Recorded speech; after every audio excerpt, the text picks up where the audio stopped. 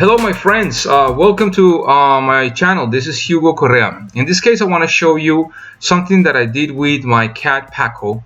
In the house you always make sure that everything is off the table. He wants to start throwing things down in a moment, but anyway, we're gonna work with these simple tools. We're gonna use some food cans, we're gonna use tape, knife, a little bit of grout that I have left over, a can opener, and that's it. So we're gonna use three different sizes. In this case those two are almost the same height, the bigger one and the middle one. And what we want to do is we want to install this one horizontally, perforating both of the cans, so we can actually create a some sort of feeding mechanism for our little rocket stove. And you notice that I have this aluminum tape, and that's because we want to just kind of put some tape around it and make sure that it's kind of secure while I'm applying the insulation in the middle. So let's take that food can. Actually this is like a coffee can, and we want to take the labels out, and that's because we're gonna do some perforations, and obviously with heat that thing is gonna just kind of melt there. So we want to make sure that we clear as much as possible from those kind of paper or plastic labels.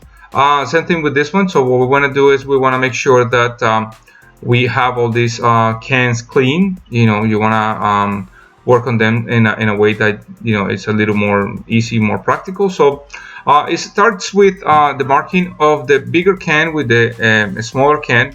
What we want to do is we want to follow the contour, the shape, the same diameter of the a small can that we're gonna put through the two cans.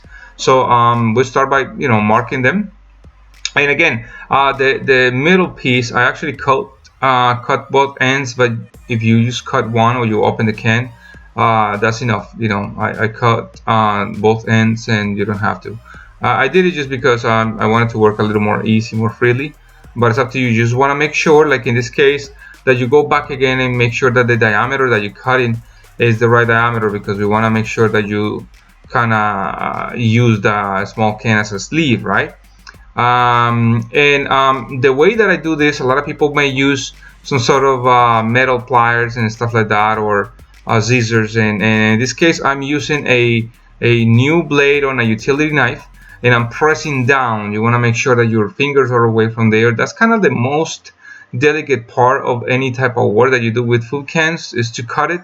And a lot of people go through a lot of hurdle just trying to make openings and stuff like that. And I find it that if you use a utility knife carefully, you can actually press down and it will cut fairly easy. These cans are not terribly thick. So that's something that I normally do. I encourage you to do that, since the cuts go inside, you know, so the edges, the sharp edges, may just fall inside instead of being on the outside of the can. That will help you to avoid cutting your fingers, your hands, or whatever, you know.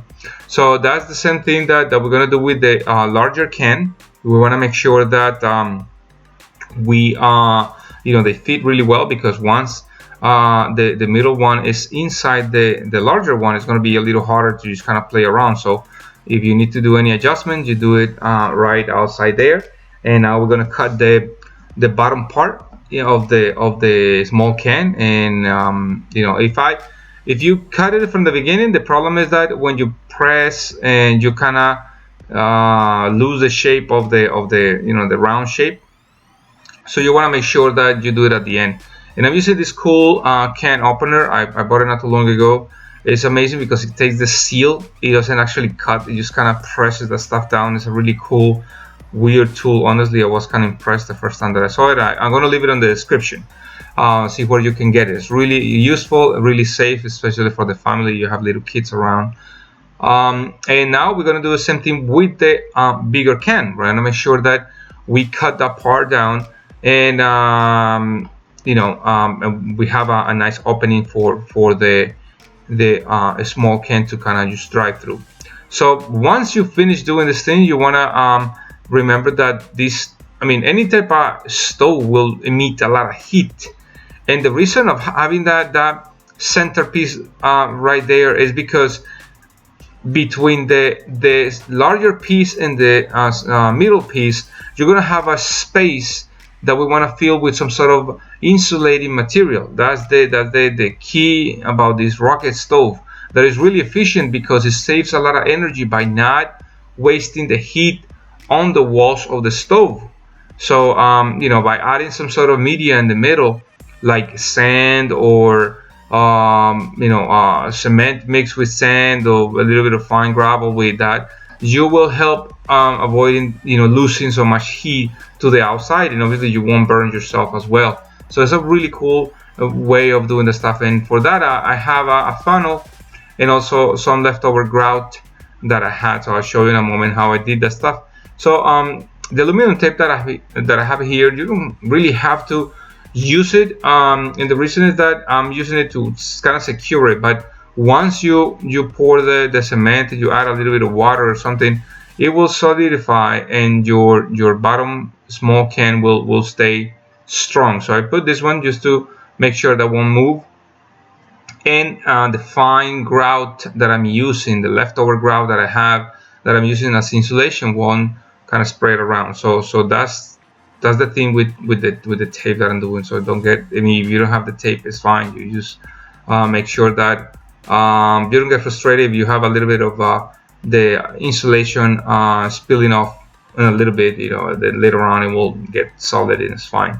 So let's start by doing that. I use a funnel, and at the end I use a piece of the aluminum tape just to kind of help to bring that thing inside, because it's and this particular material that was really fine. It was kind of hard to move around, but I'm sure that if you use your sand mixed with a little bit of cement, it will be easier. It's grainy, and it will kind of go through a little easier. So there it is, we have it, and now we need to put some supports.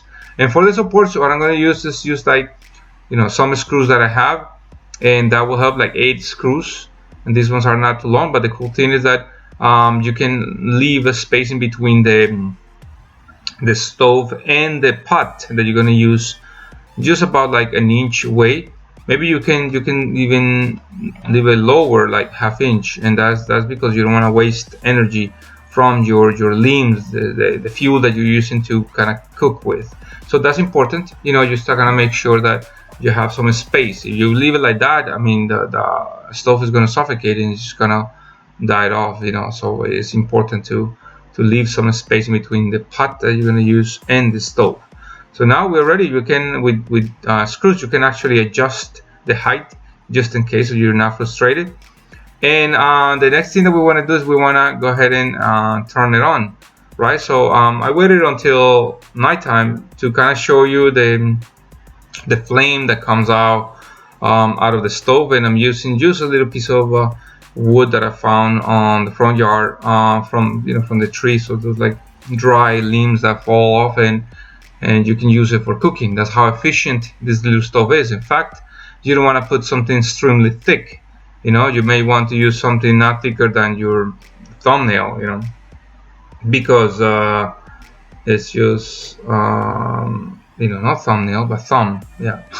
I'm thinking about YouTube, but anyway, yeah, just do something small, like no more than 1 inch thick on your branches, so they don't, it won't burn as easy. They will burn once it's on, and you can put a lot of things on it. But anyway, so what you want to do is you want to turn it on by using small pieces of that, maybe cardboard. I have some fine pieces of wood, and once this thing is on, it's really hard to turn it off just for the heck of it. So it won't die that easy, because the heat will stay inside the recipient, inside the stove. So whatever wood you put after that is going to turn on really fast.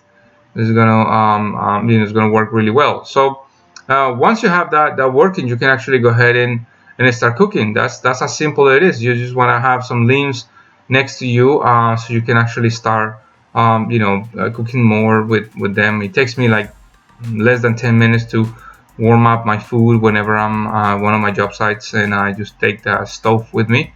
But anyway, it's a nice project to do, something that it helps a lot. It helps in emergencies and everything, and I hope this video will help you to understand how to do it yourself. Bye bye.